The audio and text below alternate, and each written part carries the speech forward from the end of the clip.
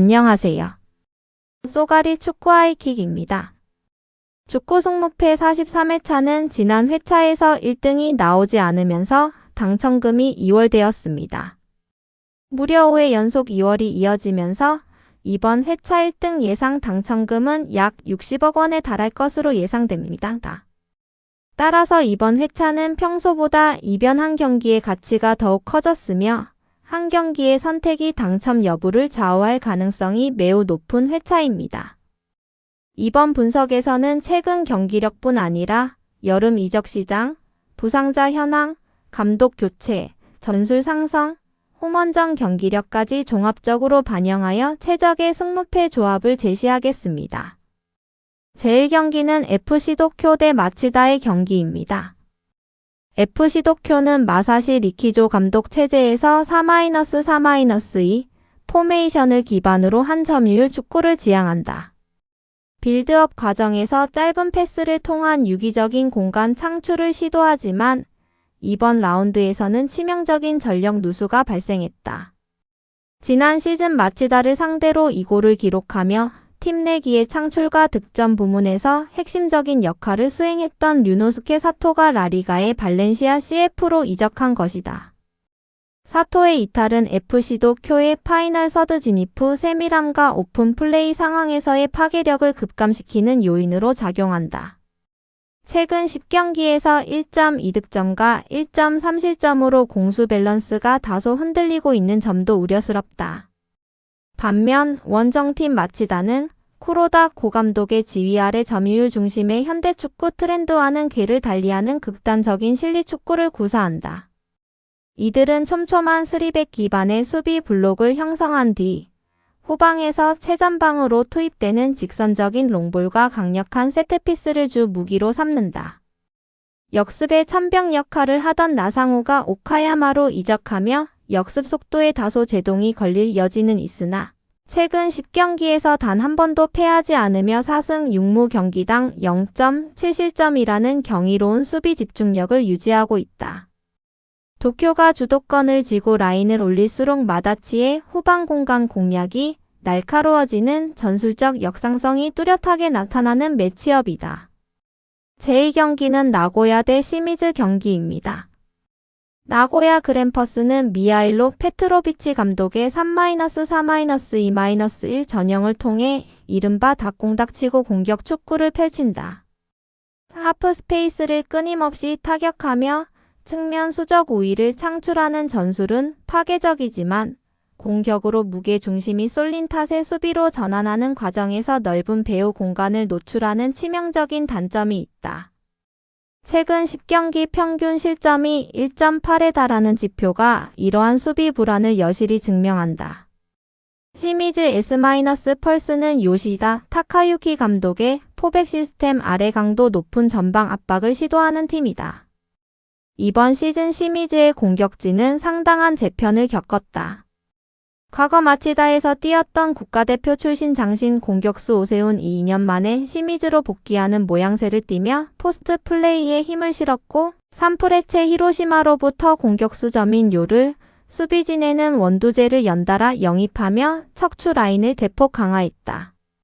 오세훈이 피지컬로 수비수를 묶어두고 이선 자원이 쇄도하는 공격 패턴은 수비 밸런스가 무너진 나고야를 상대로 매우 효과적으로 작동할 것이다.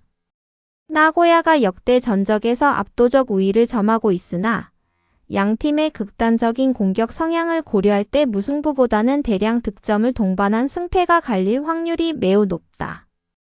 제3경기는 세레소 오사카 대 오카야마 경기입니다. 세레소 오사카는 기존 아서 파파스 감독이 사우디아라비아 클럽으로 떠나며 파블로 마친 감독을 새롭게 선임했다. 마친 감독은 인버티드 풀백을 활용하던 기존 전술에서 벗어나 3백 기반의 성굵은 축구를 선호하는 경향이 있어 전술적 과도기를 겪을 우려가 있었다. 그러나 190cm의 압도적인 신장을 자랑하는 공격수 솔로몬 사쿠라가와의 공중볼 장악력이 마친 감독의 시스템과 완벽하게 융화되며 최근 10경기 6승 3무 무패, 평균 2.1득점이라는 가공할 만한 성적을 내고 있다. 오카야마는 키야마 감독이 5년째 팀을 이끌며 탄탄한 조직력을 구축했다. 리그 평균 점유율이 40.5%에 불과할 정도로 철저하게 수비 라인을 내린 후 측면 크로스와 역습에 의존한다. 이적 시장을 통해 전북 현대에서 활동량이 뛰어난 오베르단을 영입하고 마치다에서 스피드가 강점인 나상호를 합류시키며 역습의 완성도를 한 차례 끌어올렸다. 그러나 오사카가 이른 시간 선제골을 기록할 경우 오카야마가 점유율을 억지로 끌어올리며 공격에 나서다 배후 공간을 헌납하며 무너지는 패턴이 반복되고 있다. 홈팀 오사카의 체급이 월등히 높다. 제4경기는 후쿠오카 vs 비셀고베 경기입니다. 아비스파 후쿠오카는 츠카하라 시냐 감독 체제에서 철저한 밀집 수비와 3백 시스템을 가동하며 지지 않는 축구에 초점을 맞춘다. 오픈 플레이에서의 득점력은 리그 최하위권에 머물러 있지만 세트피스와 롱스로인과 같은 변칙적인 전술을 통해 이른바 딸깍 한 방으로 득점을 만들어내는 끈적함이 돋보인다. 그러나 상대는 디펜딩 챔피언 비셀 고베다. 스키베 감독이 이끄는 고베는 강도 높은 전방 압박과 더불어 지배적인 경기를 펼친다. 최전방의 오사코 유야가 포스트 플레이로 수비진과 경합해주고 사사키 다이주가 안쪽으로 파고드는 유기적인 패턴 플레이가 위협적이다. 더불어 과거 요코하마 F. 마리노스에서 전성기를 누렸던 안데르손 로페스를 영입하여 득점력을 배가시켰다. 시간이 지날수록 공격 숫자를 밀집시키는 고베의 파상 공세와 반대쪽 파포스트를 영리하게 활용하는 세트피스 전략은 후쿠오카의 템백을 균열시키기에 충분하다. 제5경기는 산프히로 대 제프유나 경기입니다. 산프레체 히로시마는 바르토 슈가울 감독의 지휘 아래 빠른 공수 전환과 강력한 전방 압박을 구사하며 제2리그 내에서 가장 많고 정확한 측면 크로스 기록을 보유한 팀이다. 국가대표급 왼발잡이 센터백 김주성이 부상으로 전력에서 이탈하는 악재가 발생했으나 유럽 무대에서 검증된 대형 타겟맨 세바스티안 알레를 정격 영입하며 공격진의 파괴력을 극한으로 끌어올렸다. 저민요의 공백을 완벽히 메우며 최근 10경기에서 7승을 쓸어 담았고 평균 2.1득점을 폭발시키고 있다. 원정팀 제프 유나이티드 이치하라 지바는 고바야시 요시유키 감독 체제에서 선수들에게 높은 자율성을 부여하는 전술을 운용하지만 이로 인해 수비 조직력이 완전히 붕괴된 상태다. 최근 10경기에서 무려 7패를 당했으며 평균 1.9실점을 헌납하고 있다. 가와사키로부터 용병 에리손을 영입하며 공격의 돌파구를 마련하려 했으나 세트피스와 측면 크로스 방어에 심각한 결함을 보이고 있어 알레를 앞세운 히로시마의 측면 맹폭을 견뎌내기에는 역부족이다. 제6경기는 FC 안양 대 대전 하나 경기입니다. FC 안양은 최근 10경기에서 5승을 기록하며 K리그 무대에서 가장 안정적인 경기력을 선보이는 팀 중 하나다. 경기당 1.8골을 창출해내는 유기적인 미드필드 플레이와 공격 자원 간의 스위칭이 절정에 달해 있다. 이에 맞서는 대전 하나시티즈는 기나긴 무승의 늪에 빠져 있다가 가장 최근 김천 상무와의 경기에서 난타전 끝에 3-2 극적인 승리를 거두며 분위기 반전에 성공했다. 정재희가 프리킥 상황에서 기습적인 슈팅으로 선제골을 뽑아냈고 교체 투입된 일본인 미드필더 마사가 동점골을 포함해 맹활약하며 공격진의 텐션이 크게 올라온 상태다. 하지만 여전히 1.3에 달하는 수비 불안정성을 노출하고 있습니다. 안양이 홈 2점과 조직력에서 앞서지만 김천전 승리로 혈이 뚫린 대전의 화력이 변수를 창출할 가능성을 고려하여 무승부 방어가 필수적인 경기다. 제7경기는 부천FC 대 광주FC 경기입니다. 부천FC 1995는 특유의 끈적한 수비 조직력 최근 10경기 평균 1.1실점을 바탕으로 실점률을 최소화하며 지지 않는 경기를 펼치고 있다. 공격력 역시 1.5득점으로 밸런스가 잡혀 있어 한 번 리드를 잡으면 걸어 잠그는 실리적인 축구에 능하다. 광주FC의 현 상황은 매우 암울하다. 최근 10경기에서 단 1승에 그쳤으며 무엇보다 심각한 것은 경기당 0.5골이라는 극심한 빈공 현상이다. 템포를 늦추고 볼 점유율을 늘리려 시도하고 있으나 파이널 서드 지역에서의 창의성 부재와 최전방 공격수들의 결정력 난조가 겹치며 좀처럼 상대의 페널티 박스를 타격하지 못하고 있다.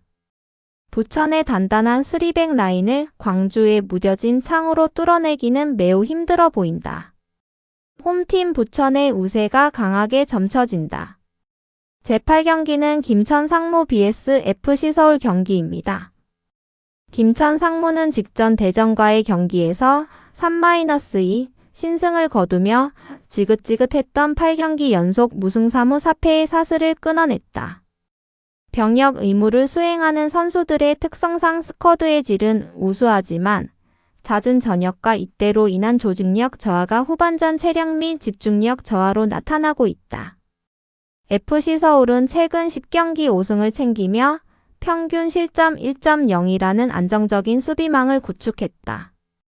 과거 오스마르와 황인범의 부상 이탈과 같은 치명적인 전력 누수가 발생했을 때 수비와 중원 밸런스가 크게 흔들렸던 경험이 있으나 현재는 기성용을 필두로 한 노련한 중원 자원들이 템포를 완벽히 통제하고 있다.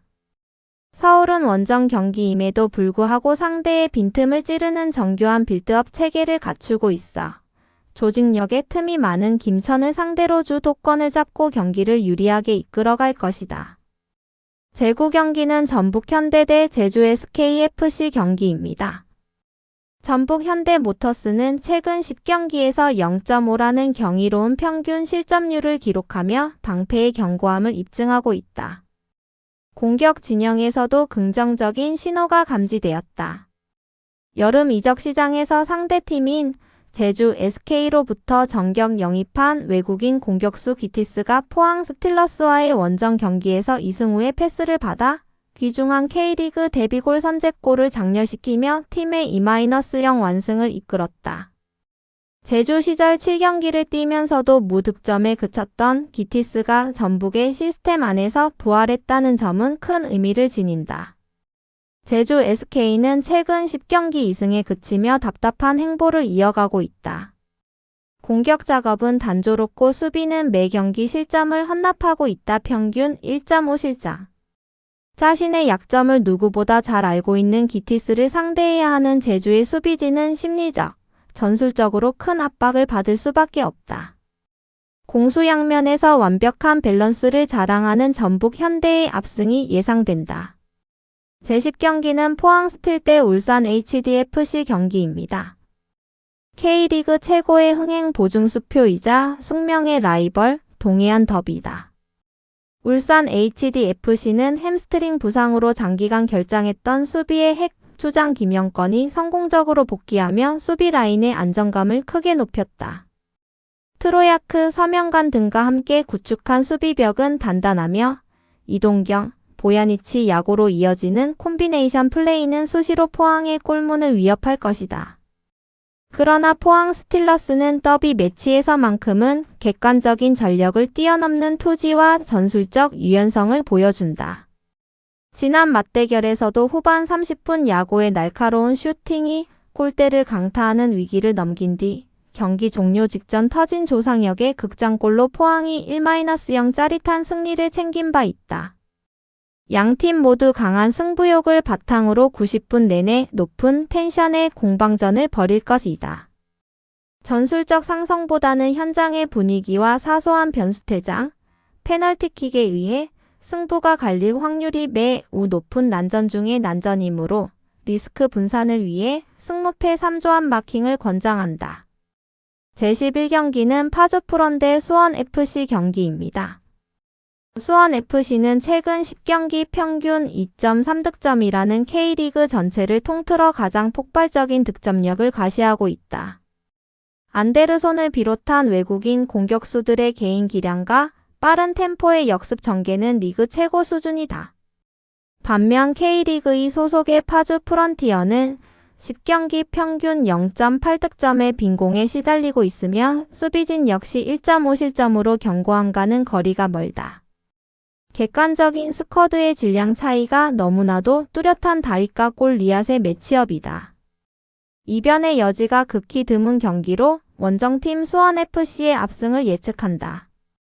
제12경기는 파주프론 대 수원FC 경기입니다. 양팀 모두 하위권에서 심각한 경기력 난조를 보이고 있다.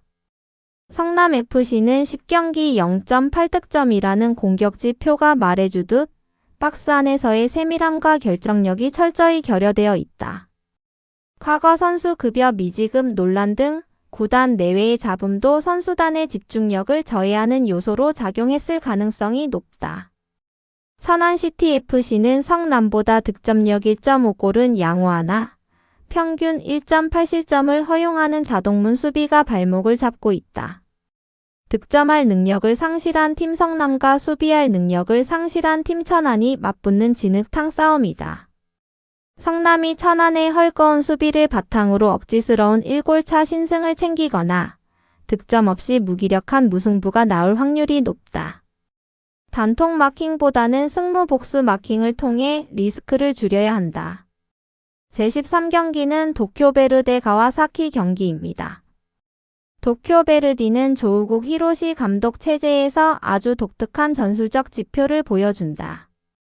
점유율이 40% 미만으로 떨어져 수비에 치중할 때 오히려 선수비 후 역습 메커니즘이 날카롭게 작동하여 승점을 획득하고 반대로 점유율이 높아져 주도권을 쥐게 되면 배후 공간이 노출되어 역습을 막고 무너지는 기현상이 일어난다. 가와사키 프론탈레는 시게토시 감독 부임 이후 기존의 극단적 점유율 축구에서 벗어나 기동력 위주의 밸런스 축구로 전환을 꾀하고 있다. 그러나 팀 내 최다 득점자였던 브라질 출신 공격수 에리손이 제프 유나이티드로 떠나면서 파이널 서드에서의 방점이 사라졌다. 그 결과 최근 10경기 0.8득점이라는 극심한 득점 가뭄에 시달리고 있다. 가와사키가 점유율을 쥐고 의미 없는 빌드업을 반복하다가 도쿄 베르디의 날카로운 한 번의 역습에 무너지거나 지루한 공방전 끝에 무승부가 연출될 전술적 상성이다. 도쿄 베르디의 승무 마킹이 합리적이지만 가와사키의 패로 최종 선택을 합니다. 제14경기는 비바렌나 대 교토상가 경기입니다. V-바렌 나가사키는 2부 리그 시절의 공격적인 성향을 줄이고 타카기 감독의 지휘 아래 최전방 타겟맨을 향한 직선적인 롱볼 배급과 세트피스 상황에서의 밀어넣기에 특화된 실리 축구를 구사한다. 화려하진 않지만 상대의 약점을 집요하게 파고드는 데 능하다. 원정팀 교토 상가는 조기제 감독이 물러나고 제1리그 무대 경험이 풍부한 포포비치 신임 감독이 부임했다. 감독 교체 특유의 어수선한 분위기가 수비 라인 조직력에 치명적인 영향을 미치며 최근 10경기 2.2실점이라는 리그 최악의 수비 지표를 기록 중이다. 무엇보다 지난 시즌부터 이어져 온 코너킥 및 프리킥 등 정지된 상황 세트피스에서의 실점률이 전혀 개선되지 않고 있다. 교토 상가의 이러한 고질적인 약점은 세트피스 득점력이 뛰어난 나가사키에게 완벽한 먹잇감이 될 것이다. 이변 없이 나가사키의 승리가 예측된다. 쏘가리 분석에서 말씀드렸다시피 60% 이상 경기들 중에 몰려있는 경기들에서 항상 이변들이 존재하기에 투폴 조합과 단폴 조합을 잘 하셔야 1등의 행운이 여러분들께 갈 수 있는 점을 감안해서 본인만의 느낌과 쏘가리 분석만의 투폴 경기들을 참고하셔서 조합해보시길 추천드립니다. 이번 43회차는 5회 연속 2월로 인해 약 60억 원의 1등 당첨금이 걸린 매우 중요한 회차입니다. 특히 여름 이적 시장 이후 전력 변화와 감독 교체, 핵심 선수 이탈 등으로 기존 데이터만으로는 예측하기 어려운 경기들이 포함되어 있습니다. 이번 분석은 최근 경기력뿐 아니라 전술 상성, 홈원정 성적, 부상 및 이적 변수까지 종합적으로 반영하여 작성했습니다. 가장 중요한 것은 인기팀만 따라가기보다 이변 가능성이 높은 경기를 정확히 선별하는 것입니다. 영상이 도움되셨다면 좋아요와 구독 잊지 마시고요. 주말에 기분 좋은 적중 소식으로 뵙겠습니다. 감사합니다.